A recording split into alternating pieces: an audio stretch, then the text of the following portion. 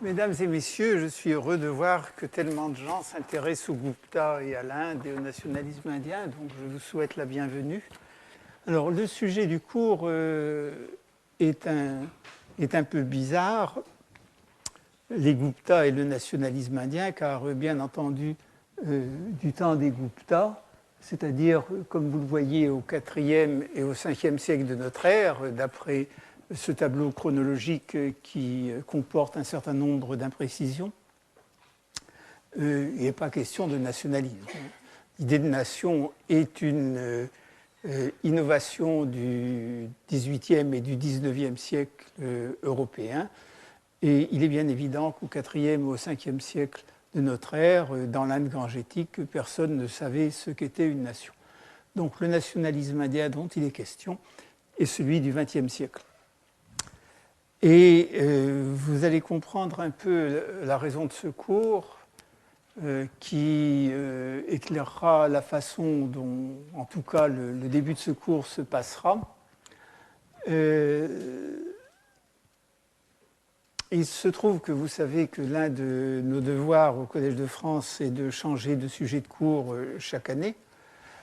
Comme je n'avais jamais traité des Gupta et qu'une grande exposition d'art des Gupta se déroule, va s'ouvrir au Grand Palais le 5 avril, je crois, je m'étais dit, eh bien, je vais parler des Gupta, comme ça permettra de faire un peu de propagande pour cette exposition, qui sera sans doute très belle, et peut-être qu'un certain nombre de mes auditeurs comprendront mieux ce qu'il y a derrière. C'est un sujet dont je n'ai jamais traité, mais enfin, il n'est jamais trop tard pour bien faire. Et justement, c'est la nouveauté du Collège de France. Mais en même temps, bien que n'ayant jamais traité comme chercheur de ce sujet, je le connaissais un peu, on a quand même une certaine culture, et j'avais toujours été énervé par, d'une part, la façon dont certains historiens indiens, qui sont pourtant de grands historiens, de très grands historiens pour qui j'ai beaucoup d'admiration et dont je ne serais pas capable de faire le travail, pour la façon dont certains historiens indiens interprétaient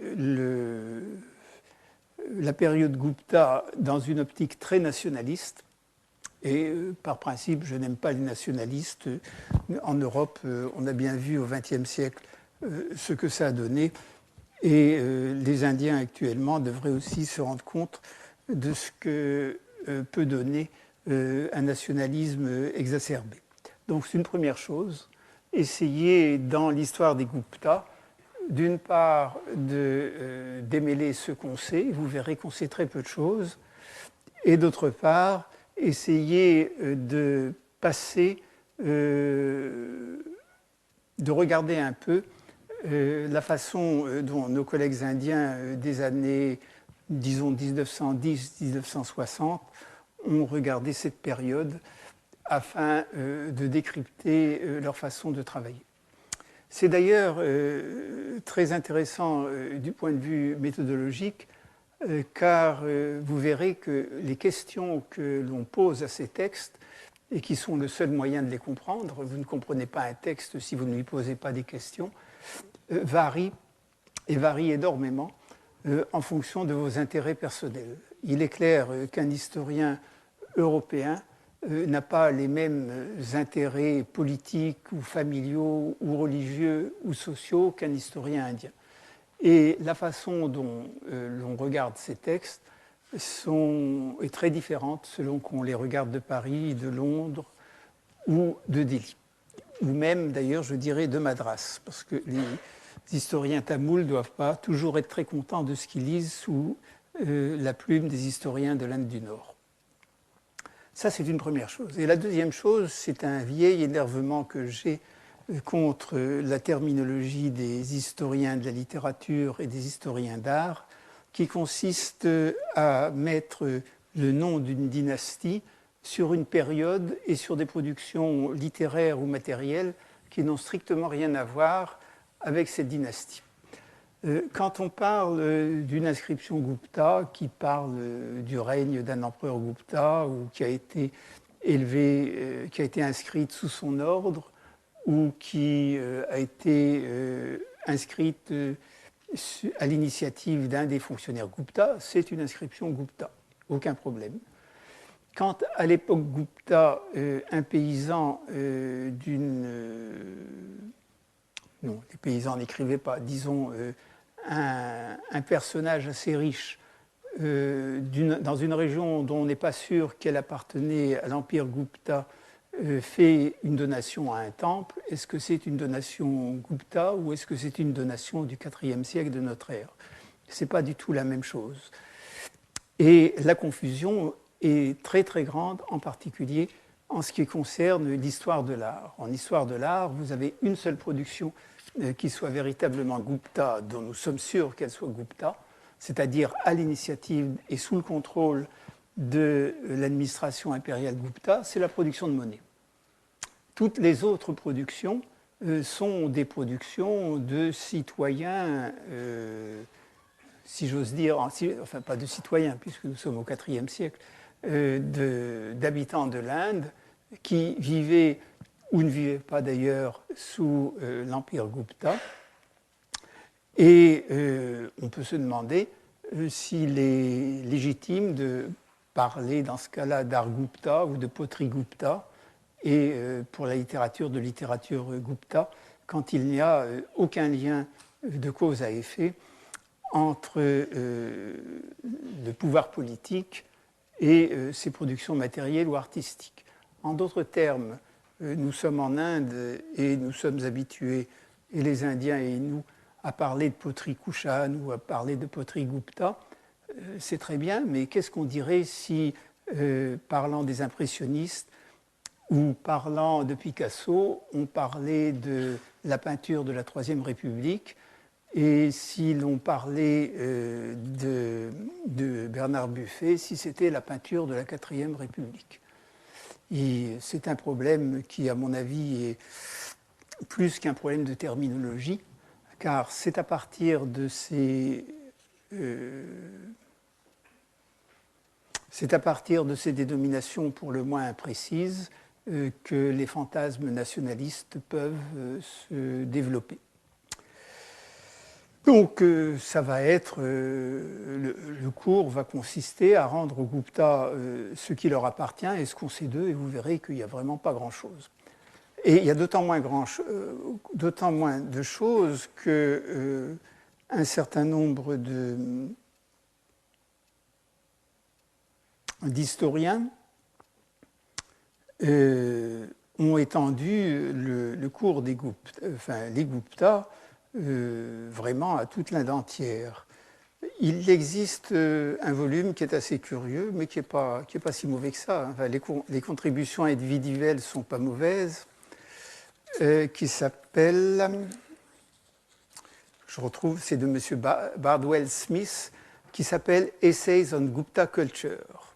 Ça a été publié à Delhi, ça a été publié chez Motilal en 1983.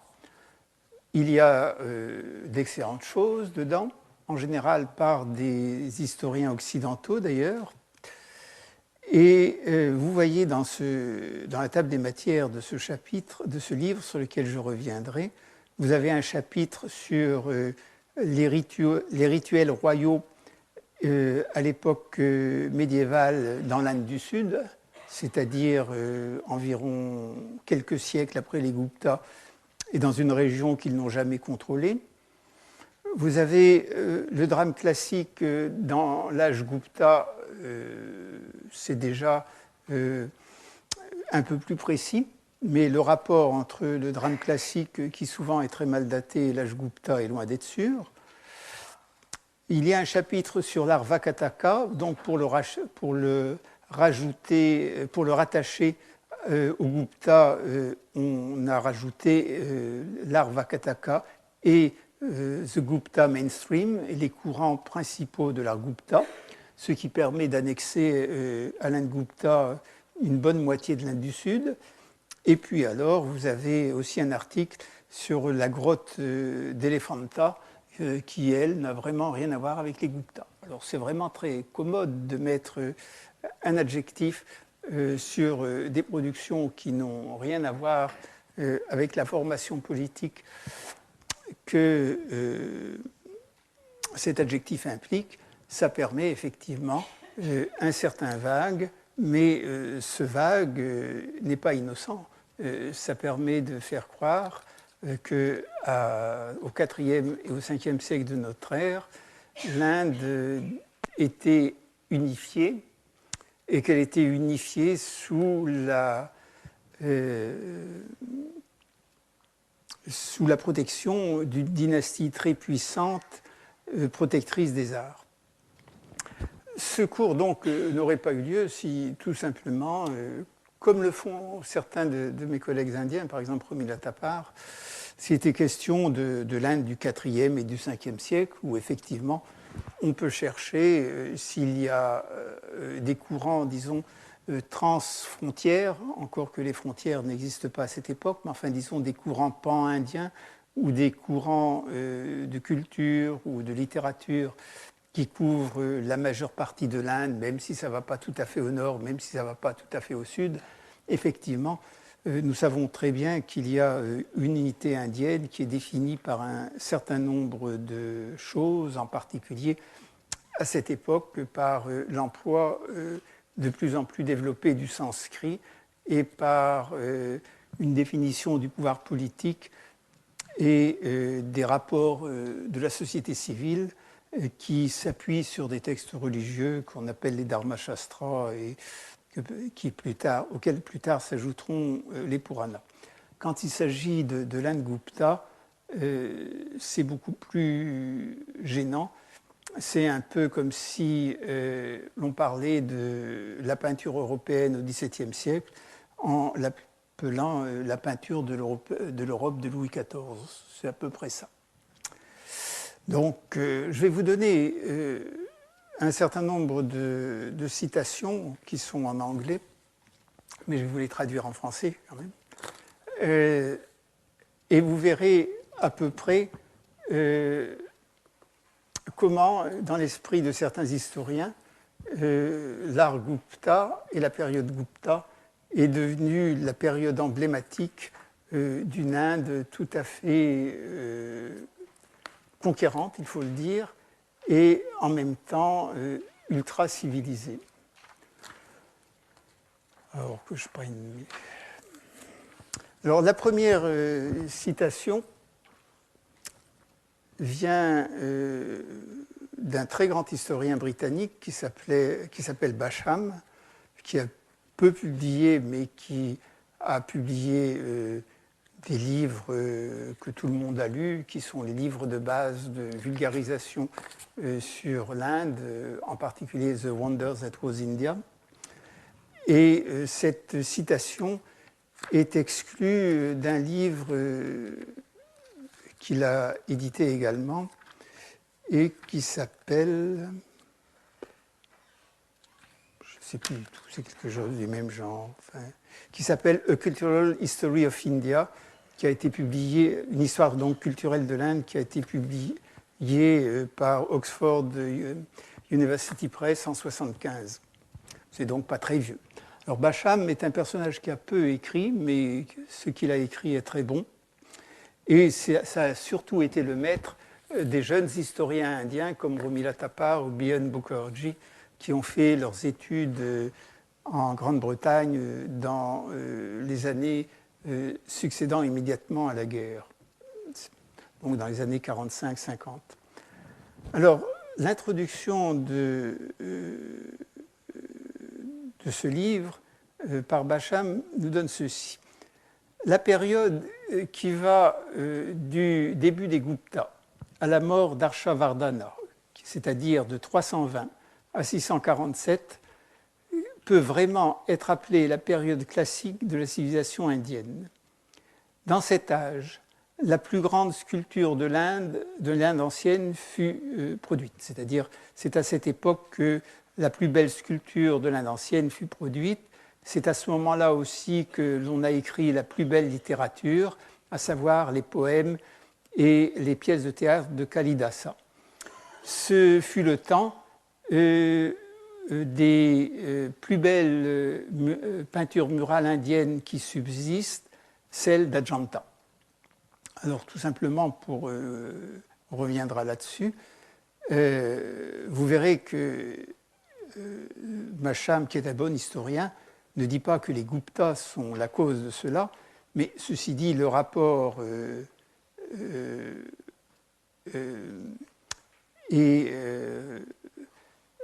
le rapport qu'il donne entre les Guptas et Ajanta n'est pas tout à fait faux parce que ça porte sur une période qui est postérieure aux Guptas, semble certainement, et en plus, il parle de l'Inde en général et de la civilisation indienne. Ça va très bien. 8 ans plus tard, le même Basham écrit dans l'introduction du livre de Bardell Smith, dont je vous ai parlé, qui doit être donc Essays on Gupta Culture, ceci.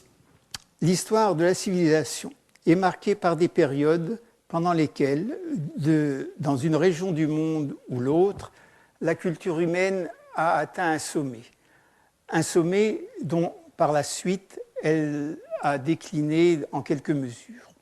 En Inde, la plus éclatante de ce genre de période a été celle de l'Empire Gupta.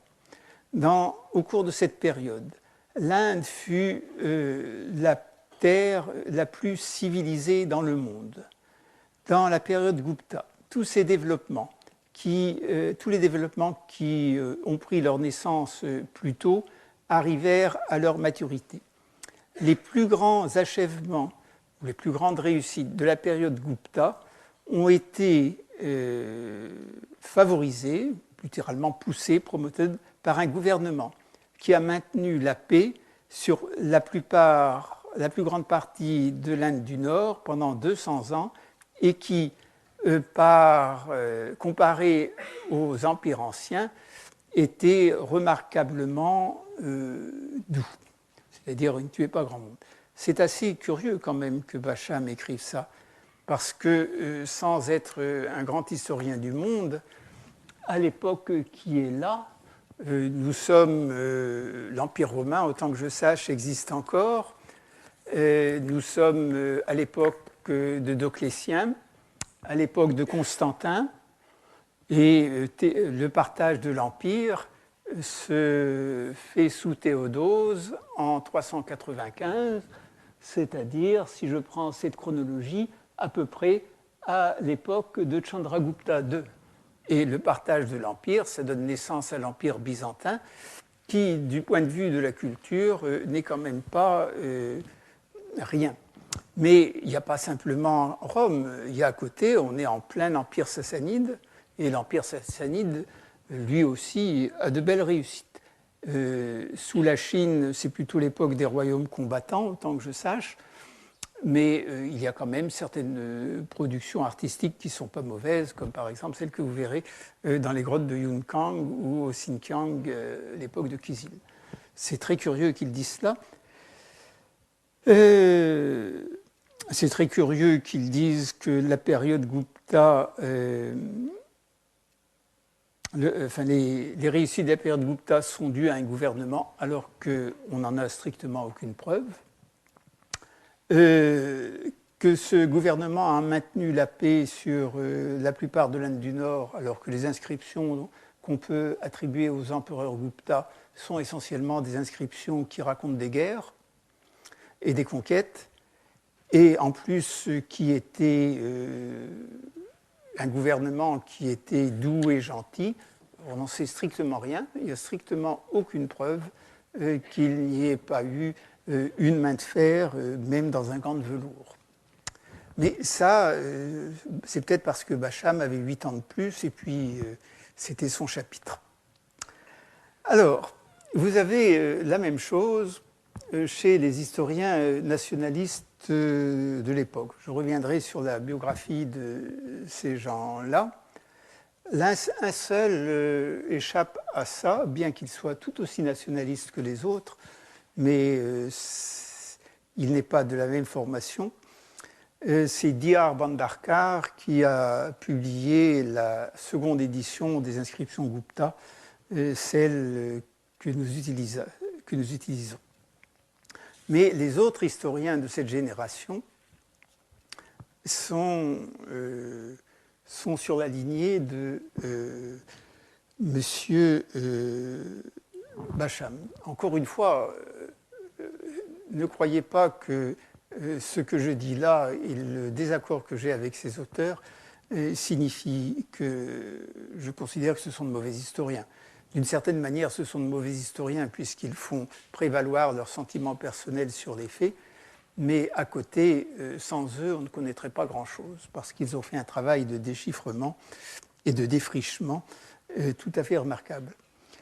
Alors, vous avez l'une des séries classiques de l'histoire indienne, c'est ce qu'on appelle The History and Culture of the Indian People, qui s'appelle, et le volume, c'est The Classical Age.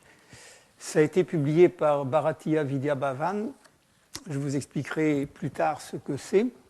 C'est une institution privée, il y a 8 volumes, c'est dans toutes les bibliothèques, et ça a été écrit par des écrivains remarquables. Dans ce volume, l'histoire des Gupta est écrite par un grand historien bengali qui est Arsi Majumdar. La préface est donc par le fondateur du Bharatiya Vidya Bhavan, et je vous la lis.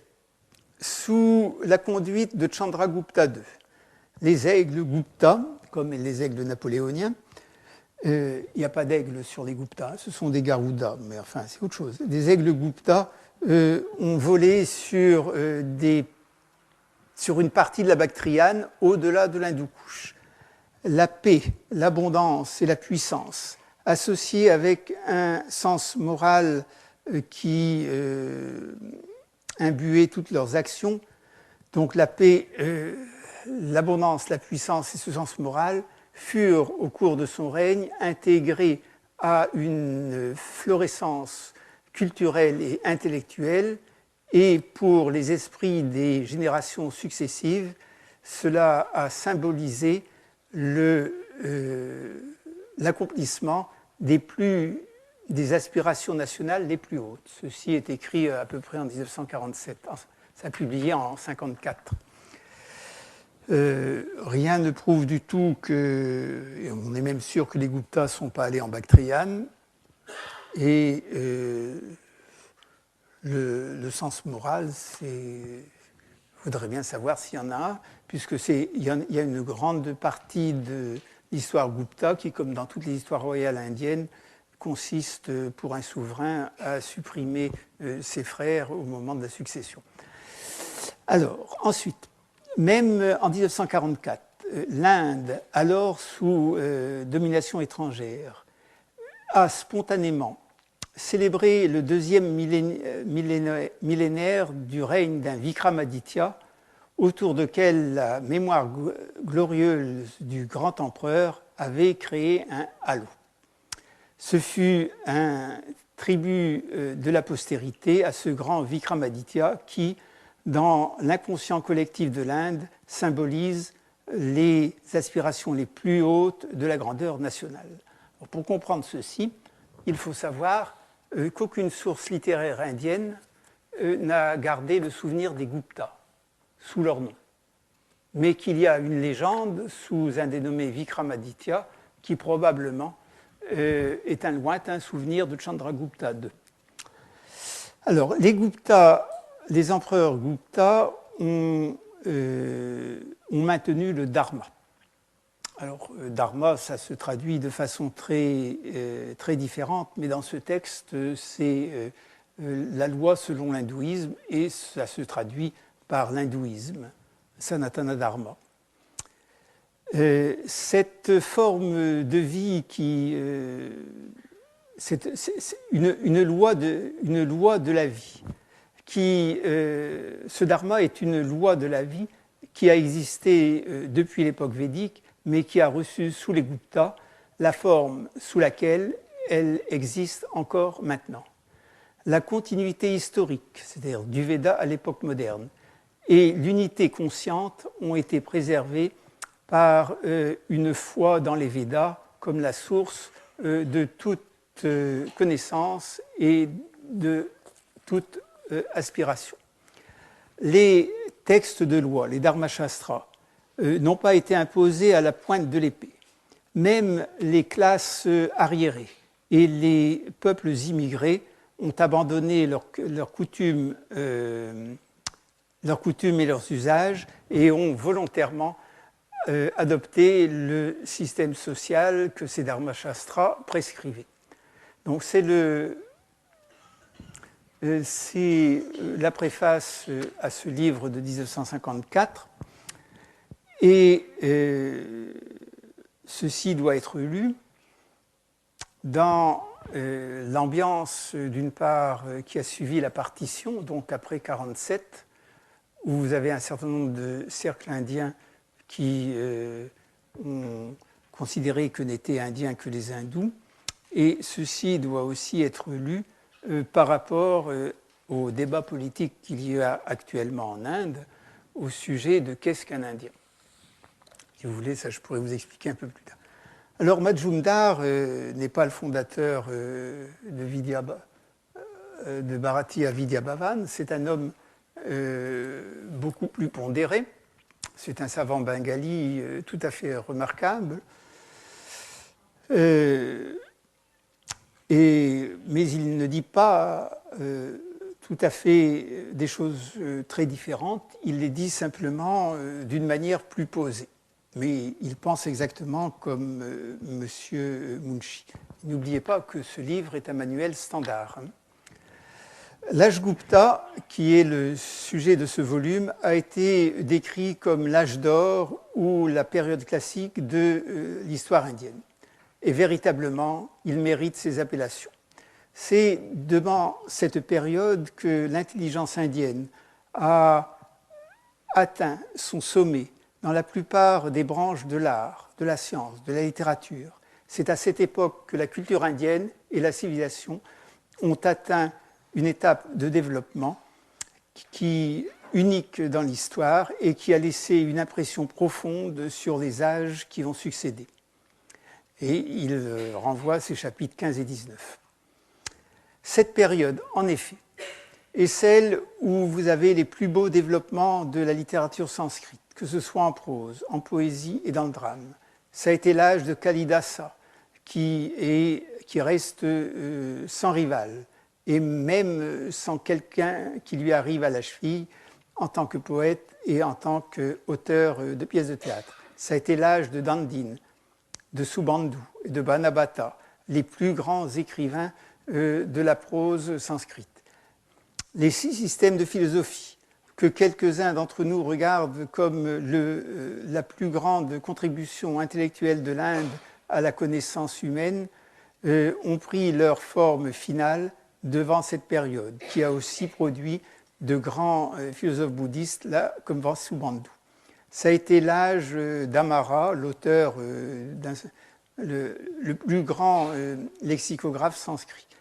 Dans la science, nous avons Aryabhata, Varahamihira, Brahmagupta, dont les travaux en mathématiques et en astronomie sont encore reconnus comme la plus grande contribution de l'Inde à la science de l'Ancien Monde.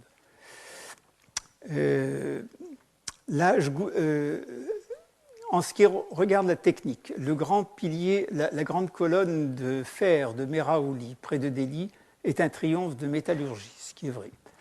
L'âge Gupta a également fait des contributions splendides au domaine de l'art. Quelques-unes des statues de pierre de Sarnath et des peintures d'Ajanta sont justement considérées comme des chefs-d'œuvre dans le monde entier. Cet art est vraiment, à raison, appelé classique, car les sculptures et les peintures de cette période ont fixé un niveau qui a été à la fois l'idéal et le désespoir des âges qui ont succédé. Il reste encore les plus belles productions de l'art indien et le monde moderne leur paie un tribut qui est un tribut d'éloge qui est tout à fait recommandable. Et enfin, cet âge a été fait et reste mémorable pour 300 millions d'hindous par le fait que s'y est produit cette évolution de la forme de la religion brahmanique qu'ils suivent aujourd'hui.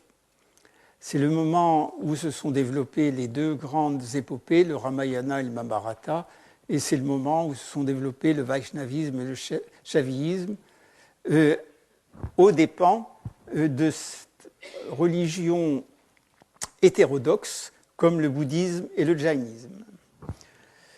Le remplacement du prakrit, du moyen indien, par le sanskrit comme langage de cours et le très haut développement de la littérature sanskrit dans toutes ses branches donnèrent au sanskrit une position de prééminence, si bien qu'il devint la lingua franca des Indiens éduqués. Il servit comme un médium d'unité culturelle qui a laissé une marque indélébile sur le peuple de l'Inde, malgré la diversité des races et des langages et les rivalités entre les divers États. Cette unité culturelle a survécu les vicissitudes politiques et les dominations étrangères et constitue aujourd'hui l'une des bases sûres de l'unité politique et de l'unité nationale dans la République indienne. Alors, vous verrez que on peut commenter un certain nombre de ces phrases sur lesquelles il n'y a rien à dire, sauf que le rapport entre la peinture, la sculpture et la littérature indienne du IVe, Ve, VIe siècle et la formation politique qu'on appelle les Guptas est pour le moins douteux dans un certain nombre de cas. Et donc, par ailleurs, on peut aussi se demander si vraiment il n'y a pas d'époque de la période de l'Inde où dont les réalisations en matière de civilisation ne sont pas équivalentes à celles de la période Gupta. Et enfin, on remarquera que les Guptas sont considérés comme hindous. Il suffit de lire les discussions sur la famille Gupta et sur les mariages intérieurs de la famille Gupta pour s'apercevoir que, pour le moins, l'application des Dharma Shastras par les souverains Gupta est sujette à caution. Et puis, en plus, d'une certaine manière, les témoignages artistiques les plus grands que l'on ait sur la période Gupta, ils ne sont pas hindous, ils sont bouddhistes. Alors c'est peut-être un hasard, mais il est vrai que Sarnath, Nalanda et Ajanta, c'est de cette période et c'est bouddhiste. Seul Sarnath relève de la formation politique qu'on appelle les Guptas. Alors un autre grand savant qui s'appelle Altekar, donc vous voyez, je reproduis ici la généalogie des Guptas, a commencé par étudier les Vakataka, c'est-à-dire la dynastie un peu contemporaine qui se trouve juste au sud de la Narmada et qui est liée par des liens de mariage avec les Guptas. Et il écrit que l'époque Gupta, qui va à peu près de 200 à 550, est assurément une très importante époque de l'histoire indienne. Une nouvelle conscience politique a été créée dans le pays. La solidarité nationale a été restaurée après 4 siècles de désintégration politique et de domination étrangère. Il est vrai que les Kushans et les Kshatrapas occidentaux étaient devenus complètement hindouisés à l'époque des Guptas et qu'ils étaient des champions et des admirateurs de la religion hindoue et de la littérature sanskrite aussi zélés que toutes les dynasties indigènes. Mais probablement, on pensait encore qu'ils étaient ethniquement différents. De toute façon, les États et les pouvoirs que ces Kushans et ces Shakas avaient soumis un siècle plus tôt n'étaient pas préparés à supporter leur domination. Donc ceci est tout à fait clair aussi. Altekar a des choses beaucoup plus claires comme interprétation des Gupta dans le nationalisme indien des années 47.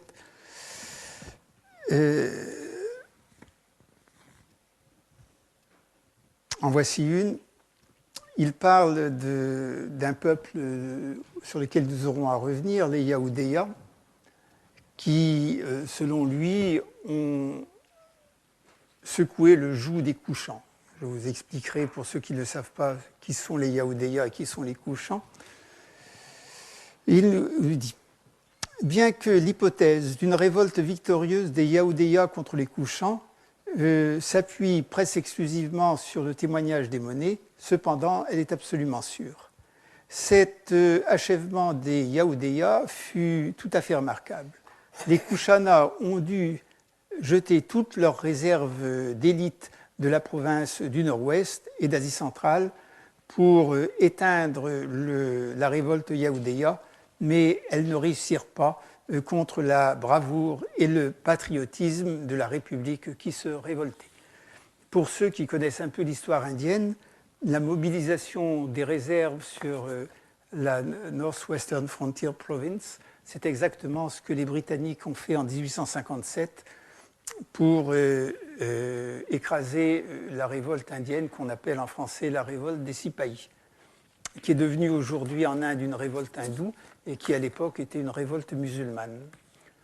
C'est une chose très jolie, si vous aimez le nationalisme, vous allez à Lucknow, qui est d'abord une très belle ville, et ensuite l'endroit, le fort Alamo de l'Inde en 1857. C'est l'endroit où le résident de Lucknow, avec quelques troupes, a résisté pendant plusieurs mois aux assauts de Nana Sahib et des Sipahis révoltés. Alors jusqu'en 1947, les lieux ont été gardés en l'état, tels qu'ils étaient en 1857.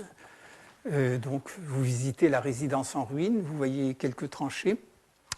Et jusqu'en 1947, il y avait un écriteau qui était « Ce lieu est conservé en l'état comme témoignage de la traîtresse indienne », quelque chose du même genre, puisque les Britanniques pensaient avoir été attaqués dans le dos. Alors les lieux n'ont pas changé.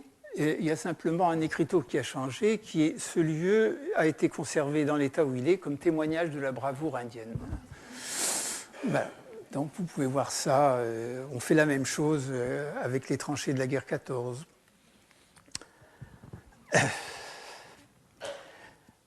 Alors, le dernier ouvrage qui voit un peu, qui est d'ailleurs pratique, que j'ai beaucoup utilisé, mais qui n'a pas la classe des livres de Majumdar ou d'Altekar, qui travaillaient vraiment de première main sur les documents. C'est un livre d'Ashwini Agrawal qui s'appelle « L'essor et la chute des Guptas impériaux ».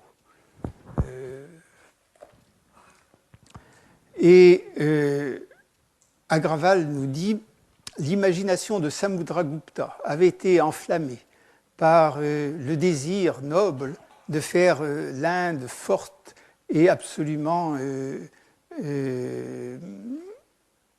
et résistante à l'invasion des étrangers en effectuant l'unification des fragments politiques dans lesquels la région, le pays avait été divisé depuis l'éclatement de l'empire de Pushyamitra Shunga, c'est-à-dire depuis le IIe siècle.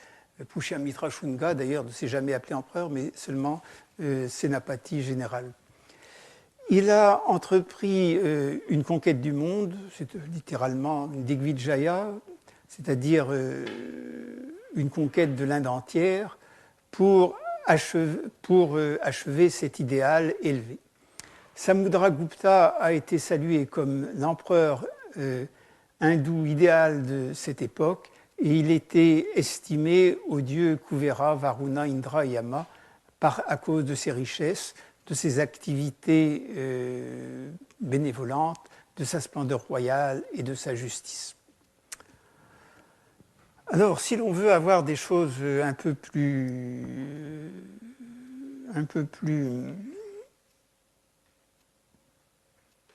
raisonnable, il faut regarder, disons, certains historiens indiens, par exemple Romila Thapar, mais je la citerai très peu parce qu'elle n'a écrit que quelques pages sur les Guptas, mais surtout les historiens d'art.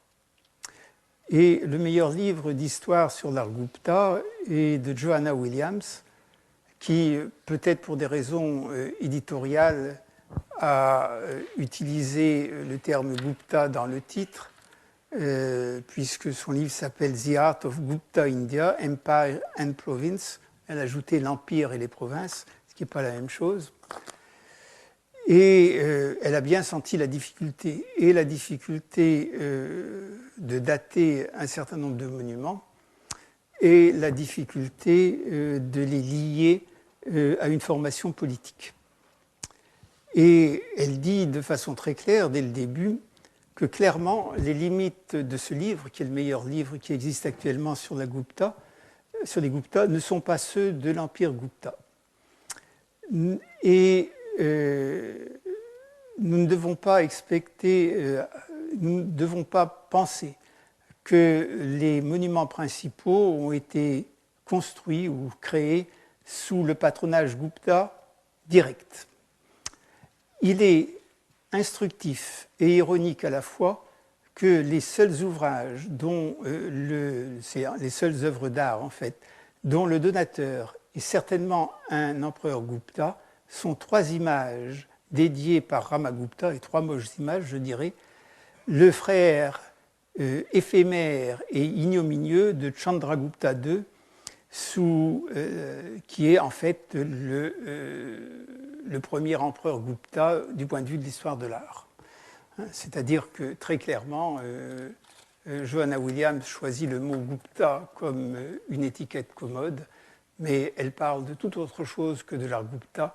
Elle parle de l'art de l'Inde au IVe et au Ve siècle, et ses limites ne sont pas du tout celles de l'Empire Gupta. C'est l'Inde toute entière, à l'exception de l'Inde du Sud. Alors, pour que l'on voit un peu ce que cela donne, je vais vous indiquer en très gros ce qu'on sait et ce qu'on ne sait pas.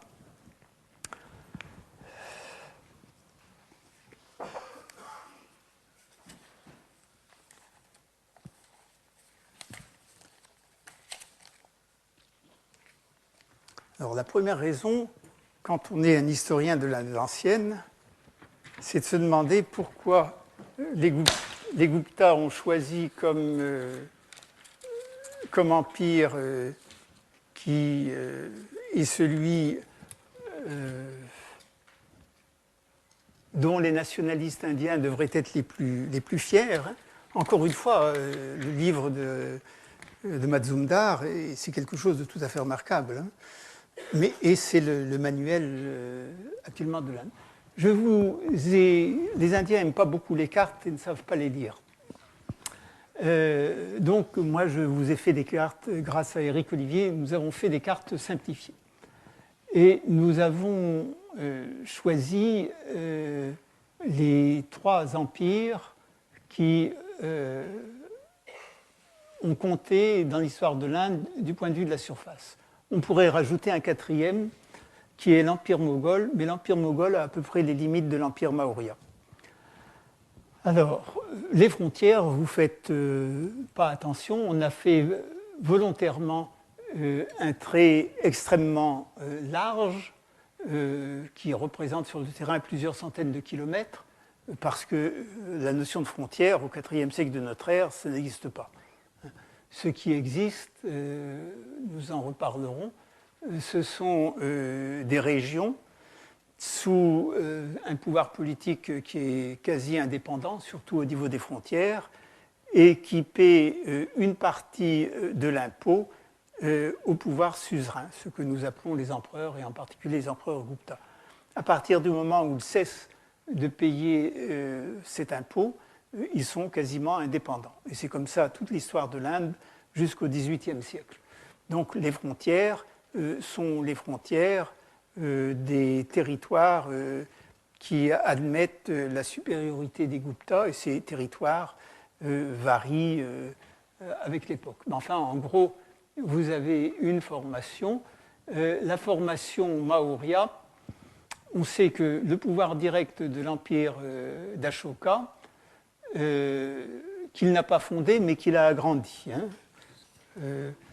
Si on avait tracé un trait ici, vous auriez l'empire de son grand-père Chandragupta Maurya. Ça, c'est Ashoka avec la conquête de l'Orissa. On sait de façon claire qu'il s'étend sur Kandahar, c'est-à-dire en Afghanistan, au-delà de la passe de Bolan, et sur ce qu'on appelle le Larman, si vous regardez les cartes contemporaines de l'Afghanistan, sur la région de Jalalabad. Bon, il va peut-être un peu plus loin, mais en tout cas, ces limites-là sont sûres, elles sont attestées par des inscriptions. La limite, ici, au pied de l'Himalaya et du Karakorum, est également attestée par des inscriptions. Et la limite sud est également attestée par des inscriptions. Il n'y a pas d'époque, sauf sous les Moghols ou chez les Britanniques, où l'Inde a été plus unifiée et plus puissante. Vous avez un autre empire de ces couchants hindouisés, dont les limites ont varié, mais qui, sous Kanishka I, et probablement pendant au moins un siècle, s'est étendu là beaucoup plus au nord, puisque les couchants sont originaires du nord comme les Moghols. Donc il englobait la Bactriane et il allait jusqu'à ce point imaginaire, au moins, qui sont les portes de fer en Ouzbékistan du Sud, la région de Derband, qui couvrait donc une bonne partie de l'Afghanistan jusqu'à Kandahar, qui s'étendait au bord de l'Himalaya,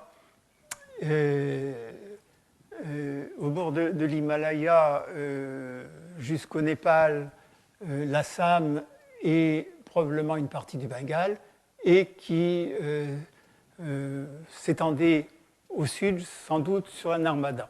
Alors, ces frontières, vous ne les trouverez pas dans des manuels, parce qu'elles reposent sur un certain nombre de données nouvelles. Pour la Bactriane, c'est connu depuis longtemps. Pour les États himalayens, c'est également à peu près connu depuis longtemps. Mais la domination sur le Madhya Pradesh et surtout le Gujarat, et puis l'extension jusqu'au début du Bengale et peut-être jusqu'à la mer, ça c'est le minimum, c'est connu depuis très peu de temps par la grande inscription de Kanishka, gravée sous Kanishka I à Rabatak en Afghanistan, qui énumère les territoires qui sont en son pouvoir et qui ont été conquis probablement par ses ancêtres. Et la distribution des monnaies le confirme, puisque les monnaies Kushan, on en trouve assez souvent, y compris dans l'Est, et des imitations également. Et puis à côté, vous avez l'empire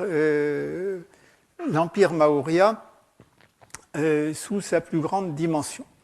Alors sa plus grande dimension, ça ne correspond pas non plus aux cartes indiennes, il y en a très peu, mais quand on les trouve, vous avez pour l'empire Maurya, vous avez un petit machin ici, là, un petit doigt qui va jusqu'à Kanchipuram et qui comprend l'Orissa, une partie de l'Andhra Pradesh et une partie du Tamil Nadu. Mais ceci repose sur une phrase de l'inscription de Samudragupta à Allahabad, qui dit que Samudragupta a lancé une expédition sur la côte est de l'Inde et qu'il a vaincu tous les rois un à un, et qu'ensuite il a été assez gentil pour leur rendre leur pouvoir. Et ensuite, on n'entend plus parler de ces royaumes. Alors, fait inclure ces pays dans l'Empire Gupta, c'est un peu comme mettre sur la carte du Premier Reich, c'est-à-dire celui de Bismarck et de Guillaume Ier, Paris, puisque les troupes prussiennes ont occupé Paris en 71. Enfin, en tout cas, ont mis le siège devant Paris. c'est à peu près du même genre, où on pourrait avoir la même chose en 1815. Il est clair, il y a eu des batailles, il y a eu des victoires, mais ça n'a jamais été incorporé dans l'Empire. Alors, ce qu'on sait de façon certaine, sous Samudragupta, l'Empire est à peu près comme ça. Hein.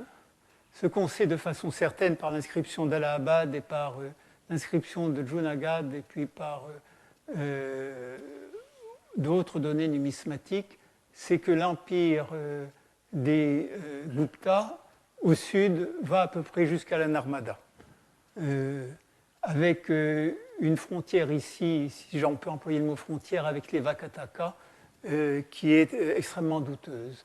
Au sud, c'est tout à fait indépendant. Alors, l'argument que l'on emploie pour parler d'âge Vakataka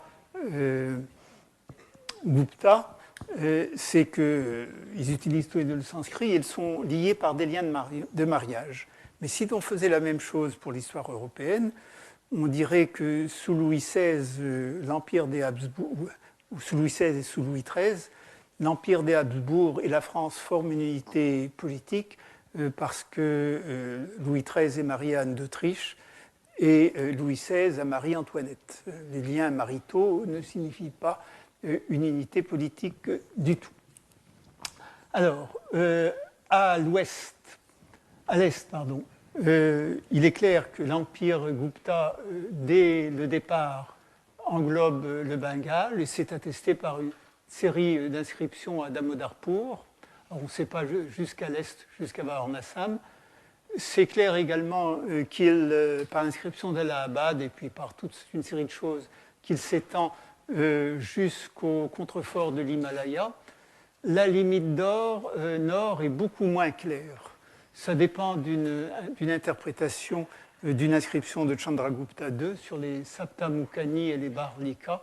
Mais comme on n'a trouvé strictement aucun témoignage de présence Gupta au nord de l'Indus, il est plus prudent de dire que les territoires sous domination directe, à l'époque maximale, c'est-à-dire sous Chandragupta II et sous Samudragupta, couvrent cette partie de l'Inde du Nord. Alors vous voyez que c'est beaucoup plus petit que les nationalistes indiens ont choisi comme âge d'or des territoires qui sont beaucoup plus petits. Alors vous me direz, ah oui, mais les réussites sont plus grandes. Alors si vous voulez bien, comme il est 58, je vous donne 2 minutes. Comme ça, ceux qui ont quelque chose à faire à 6 heures peuvent partir tranquillement. Je vous expliquerai pourquoi avant de continuer sur ce terrain.